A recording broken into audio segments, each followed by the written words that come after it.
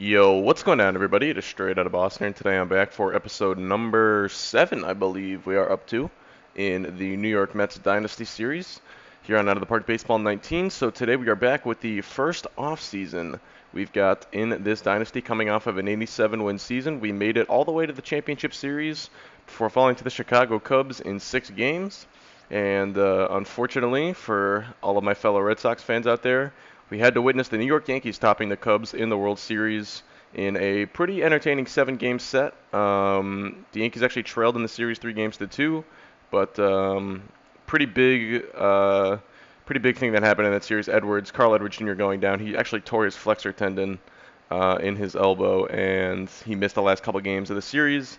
And the Yankees ended up coming out on top. So anyway, we've got some information here from our owner. Let's see how he thinks we are doing with our owner goals. He's happy with the team record. Did not like that we didn't find an upgrade on Rosario, but I don't really care. He still wants us to extend Familia, who's coming off of a pretty bad year, so we might actually be able to get him on a good contract. And if we could, I would be interested um, in re-signing him. We got that nationally popular player. I actually figured it would be Betts and not LeMahieu, but anyway, it seems like he's pretty happy with us, so that's good. Next year he wants us to reach the playoffs again, improve the bullpen ERA, extend Familia. Wow, that's a pretty big attendance increase, and win a World Series in the next 5 years. All right, so we got an increase in market size. That is excellent news. That should up our budget a little bit. You can see we're gonna be able to have a payroll of up to $180 million. So that's going to be pretty good. I know in the past I've kind of enjoyed doing teams with lower payrolls, but I was sort of interested in choosing a team with a higher payroll this year just because I thought it would be a little bit more, it would just kind of allow for some different sort of moves and it'd be a little bit different than some of the previous series that I've done. And David Wright retires. That's probably a good thing for us. I think that actually frees up even more money because he was owed $20 million each of the next 2 seasons, and I think we won't have to pay him that now. So that's actually really good news for us. And Adrian Gonzalez also retires. That doesn't really matter to us. We lose our scouting director, RJ Harrison, who I just signed before the amateur draft. That kind of stinks, although I knew that was going to happen. And we lost our general manager, who I guess was the assistant general manager since I'm the general manager. And we also have to replace our hitting coach. That's fine. Probably going to look to hire a new staff anyway as the years wore on, kind of replace some of the guys who are already here with guys that I choose. So, all right, we need an assistant GM, a scouting director, and a hitting coach. Let's do hitting coach first, since that'll probably be the easiest to fill, or at least will require the least amount of thought. Oops, this is pitching coach. Nope, come on, give me hitting coach. There we go. All right, so kind of slim pickings here. We'll go with someone young, someone who hopefully can develop a little bit. Maybe Kevin Mahar. He's only 37. You sort of have to scroll by pages in this year's game. Anyone else kind of in the low to mid 40s that is American? And the only reason I qualify that with being American is because a lot of these guys who are coming from like Cuba or Japan, they just won't. Like I guarantee you, this guy won't. Yeah, see, he doesn't want to work in a foreign league, so that means he's a hitting coach over in the NPB. And that's what happens when you activate some of those other leagues. All right, so Mahar. His hitting focus is patience. I either want someone with a hitting focus of patience or power. I do feel like power is pretty important in this game, though, so maybe I would lean towards finding someone with a power approach. Ooh, Bill Miller. We got to get Bill Miller. Easy decision right here. Yeah, we'll offer him that contract. That was an easy choice. Bill Miller, 2003 AL batting title winner for the Boston Red Sox. All right, so let's do. So now we need an assistant GM and a scout. So I'm gonna just search by the scouting ratings here, and I'm basically gonna try and hire. All right, so like maybe this guy, since is he young? He's 57. I saw the no years of experience. I got a little excited, but basically I want to hire someone who Also has good scouting ratings to be my assistant GM, and then he's basically my insurance plan. If my head scout ever leaves or retires for some reason, I can just move the assistant GM into the head scouting role and not have to worry about scrambling to find another good head scout. So I think I do like the idea of getting Charrington maybe as the AGM. Um, I'm gonna keep it a little bit realistic. I'm not gonna get like Theo Epstein or um, any like Billy Bean or John Mozeliak to be my scouting director because that's a little bit cheesy. Um, so Charrington, the only thing he's not excellent at is scouting the internationals, and there are really only a few guys who are great at that anyway. Walt Jocketty, that's another guy. Like some of these guys, like Andrew Friedman, these guys are president of baseball operations for their teams in real life, and because of that, there is no president of baseball operations in this game. So the game isn't really able to account for that. That's why those guys are available. But Charrington is a little bit more realistic to hire as a scouting director, so we're gonna do that. Offer him to be scouting director. I'd kind of want to get him for like 5 years. And he's still young, so he can develop a little bit. And I'm going to give him a big contract so that hopefully he will sign. And then I just need to find an AGM. Let's look at guys who actually want to be general managers. This is kind of interesting. I haven't seen this screen before. This is pretty interesting, actually. Okay. So let's go by reputation. Wow, these guys, that's pretty surprising. Like only an average reputation for Theo Epstein. That's pretty. I think that's pretty off. I mean, well, I could hire him to be my AGM. It's still a little cheesy. Jim Bowden. Yeah, I definitely want to find. I think like the blue rating, pitching, hitting. Well, I guess it kind of depends. Honestly, like I don't really care about this stuff so much. I'm just gonna go back to looking at people with good scouting ratings. Because what they value to me is not really that important. So maybe we'll go with Frank Wren. He's got decent scouting ratings, and I think he is the assistant. He used to be an assistant for the Red Sox. I don't know what he does now, but I think that would be a good hire. All right, and we don't have anyone with options to look at, so we can just go right to salary arbitration. So these are our free agents. Familia and Harvey, probably the guys I would be keying in on the most. Maybe Cabrera too, but I think I'm going to let Cabrera go to market. I mean, we could let everyone go to market, quite honestly. We have a ton of money available for free agents, I think. And yeah, Cabrera we might actually be able to get a qualifying offer in on. Would he take 1 year, 15 million? Yeah, so I think I can offer him the qualifying offer. Familia, he's looking for a pretty big contract. Let's see if he would take 1 year, 15 million. He would, so I think I'm not going to offer him the qualifying offer then. Harvey, his demands are up a little bit from what they were.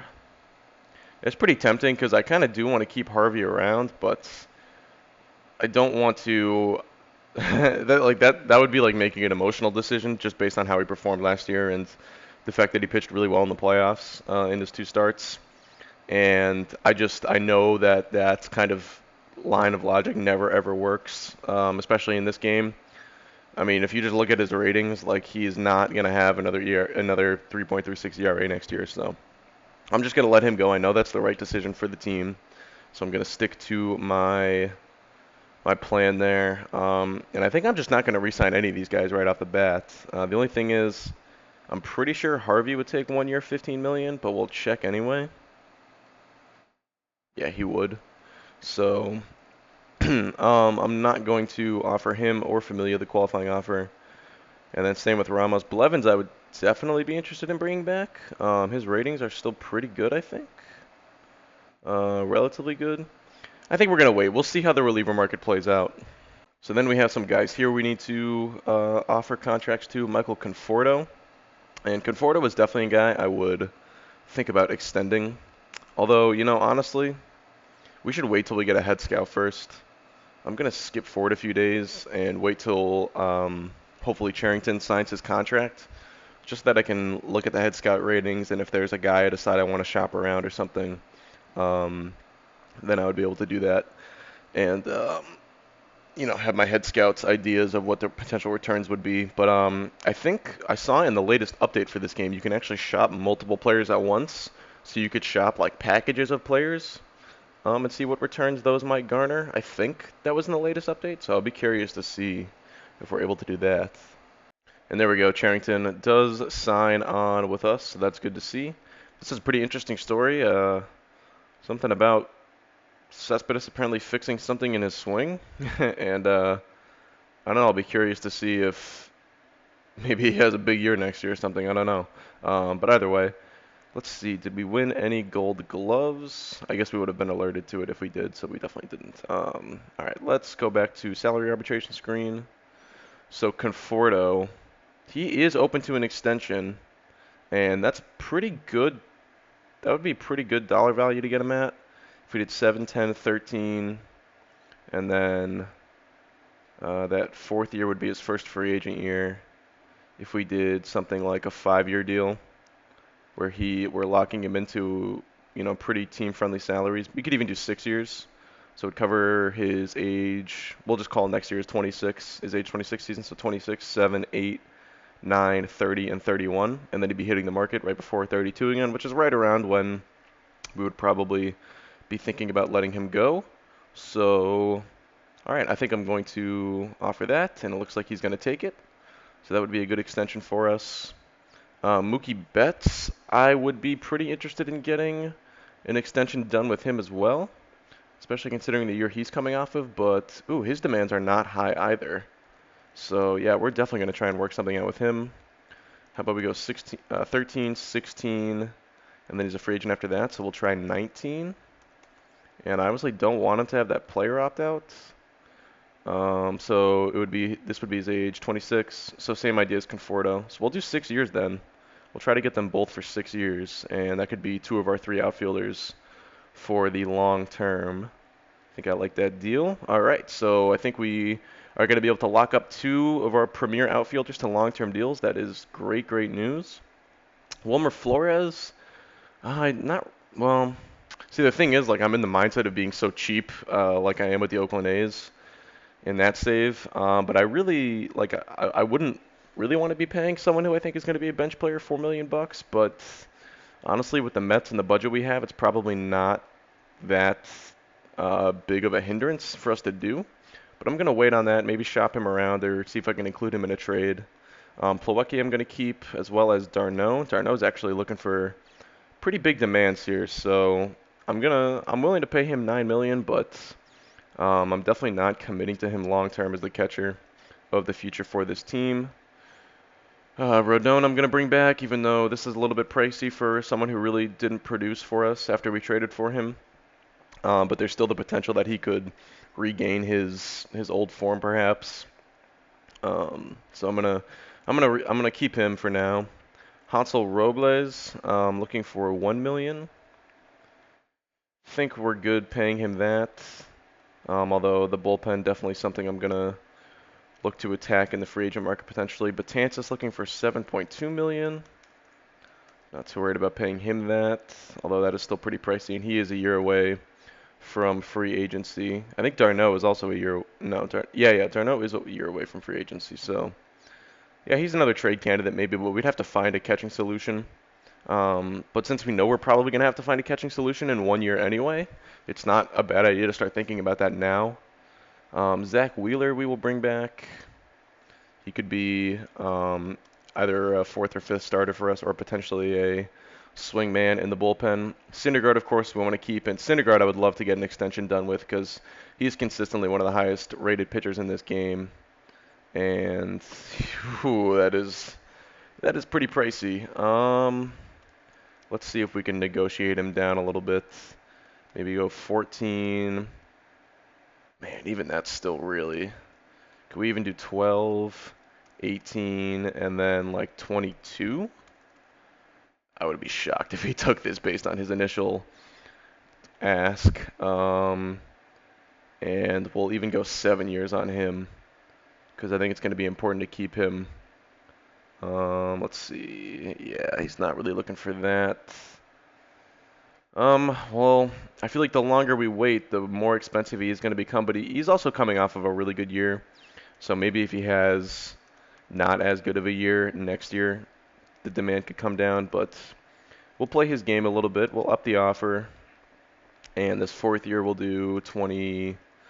I'll even go 26, and we'll do 6 years at that price. I'll even do 7. I have faith that Syndergaard will continue to be an elite pitcher. Yeah, it's still, he says we're getting close. All right, we'll try one more time. We'll go 9 this upcoming year, then 15, then 20. Actually, we'll even do 21, and then we'll do 27 for the rest of the years. And let's see what he thinks. Maybe we could even do, I kind of don't want to give him an opt-out. Yeah. All right, I don't think this is going to go anywhere, so we're just going to offer him the 8.4. And like I said, if he has a slightly worse year next year, maybe I'll be able to get him at a different price. Rafi Montero, I guess he's worth bringing back for 850,000. So we'll do that. He's coming off of Tommy John though, and he's 28 years old already. I don't really have too many high hopes for him. Steven Matz, we have to bring back after the way he pitched in the postseason. I'm not going to give him a long-term deal because I want to see him be a little bit more consistent, but we definitely saw what he could be the way he pitched in the postseason. And DeGrom, free agent in 2 years, coming off of a really good year. So I don't think I'm going to want to extend him yet because he's probably 22 million. And for as many years as he wants, he's already 30. So honestly, if we got 2 more years out of him and let him walk, that might just be the right play. The only thing I'm thinking is I have one contract in mind to offer him, and if he doesn't take this, I think I'm just gonna kick the can down the road for another couple years. But maybe, so this would be his age. We'll even call this next one 31, 32, 33, 34. Yeah, that's gonna be tough. I doubt he takes this anyway. He was interested in that. Okay. I would love to make this a team option. We'll give him a $1.5 million buyout. Would he do that? Okay, he just wanted a bigger buyout too. That's fine. So we'll do this then. Oh, no, he didn't want that deal.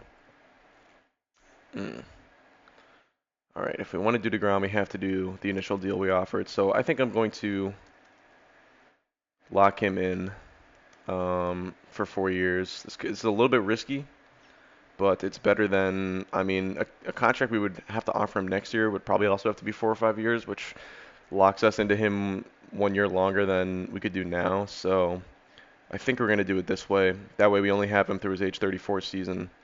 And, if he starts to show signs of decline a little bit, we could think about flipping him. But he's coming off a good year, so, I mean, if he pitches like this for us, we're going to be pretty satisfied. So, all right. That does it for the extensions. The only guy I didn't offer a contract to was Wilmer Flores. So I'll probably shop him around a little bit. But unless I find a trade for him between now and the start of free agency, that will be when I cut back in. So there actually are some pretty good offers here for Wilmer Flores. See JD Martinez, who's coming off of a monster year, but we wouldn't really have anywhere to play him because his defensive ratings are atrocious in this game. And of course, we're not using a DH. And then the one that maybe stood out the most was Kenley Jansen, but I don't think I'm going to do this because A, it is obviously super unrealistic just getting him for Wilmer Flores, and B, contract, he's got the opt-out after next year, and he's got a pretty big contract going into his early 30s. Relievers tend to age pretty well in this game, especially compared to starters, but I think I would much rather do a deal for a guy like Juan Nicasio, which A, makes a lot more sense realistically, and B, only a 1-year deal at $9 million. We know he's gonna give us a lot of innings because he is durable, and I mean he's had pretty good numbers last handful of years. maybe a bit of a down year this year compared to previous years, but I still think he could be pretty good for us. So I'm gonna consider doing that deal. Um, Taking a look at my bullpen, like we could do that, and we could maybe non-tender a guy like Robles or consider. I mean, Familia is also going to be free agent, so we're definitely going to need relievers. So I think I am going to do this deal then and get Juan Nicasio. And I'll see if we can get anything else thrown in. Maybe another good prospect or something. Or a prospect that we like more than they like, perhaps. Their farm system is not that good. Logan Gilbert, this is a guy I had in the A's save. Seems like it's going to, yeah, take a lot to get him thrown in there. Don't really like any of these other prospects. This guy seems like he could be good. 8th round pick, Brandon Howlett. We could throw in. Who do we want to throw in here? Maybe.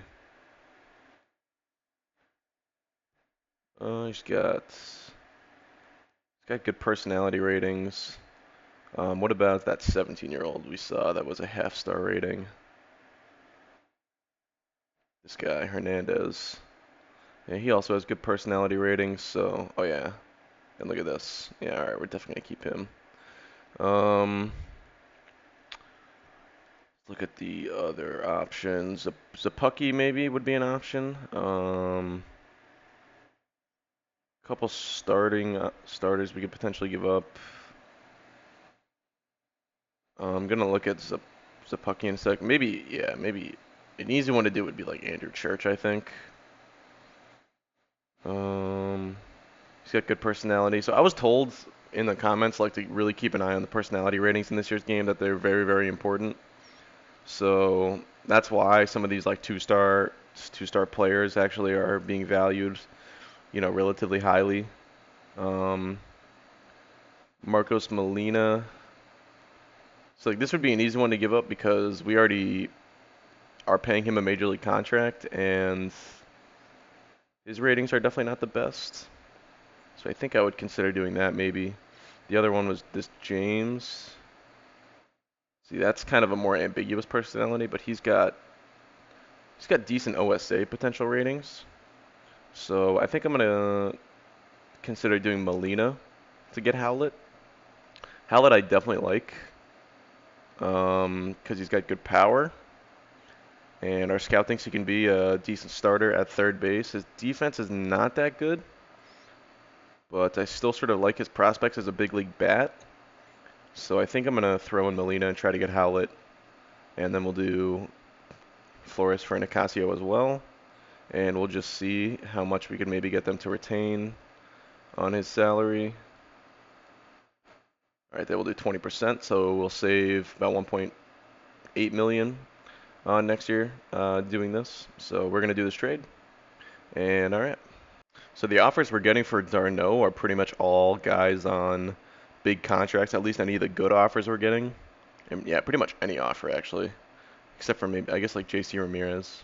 Yeah, and a couple, yeah, CL Sierra. But I mean, I don't think these are guys really worth giving up d'Arnaud for. So I think based on the offers we're getting right now, unless we include him in a package of some sort, I guess we're probably going to hold on to d'Arnaud for one more year, see if maybe he breaks out for us, and potentially could potentially end up being a guy who gets the qualifying offer in a year, and we could get some value out of him that way before he leaves. So I'm seeing here that DeGrom apparently rejected our contract offer to him. So we're just, maybe I didn't submit it or something. I don't know. Could have been something on my end. So I'm just going to try submitting it one more time and seeing what he says. Get rid of the team option. All right, so he's looking for a little bit more. We'll even try doing 19 million, perhaps. Maybe he would like that a little bit more.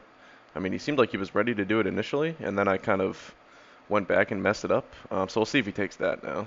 So yeah, DeGrom definitely playing a little bit of hardball here. He wants an extra year and more cash to stay in New York. So, all right, we are going to play ball with him a little bit here. I don't really want to go to the extra year.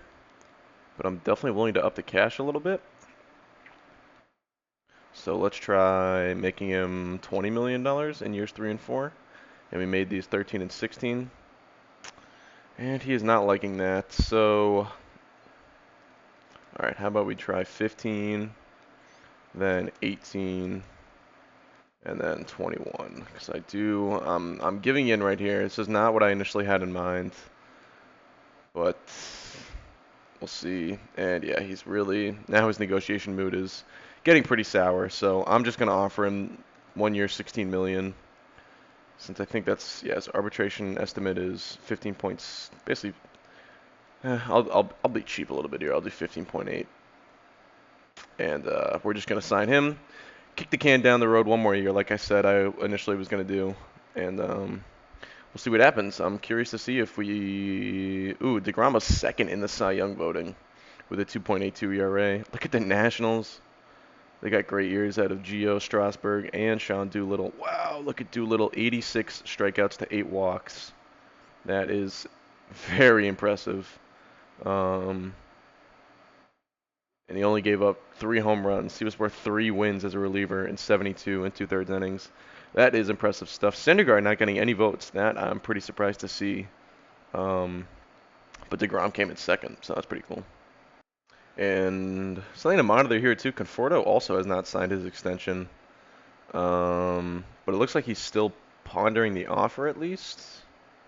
And there we go. So he did sign that one. Now we're just waiting on DeGrom, and I'm going to give him a $15 million arbitration offer in 1 more day, just as a safeguard. But I think he just signed. Yes, he did. All right, so we are good.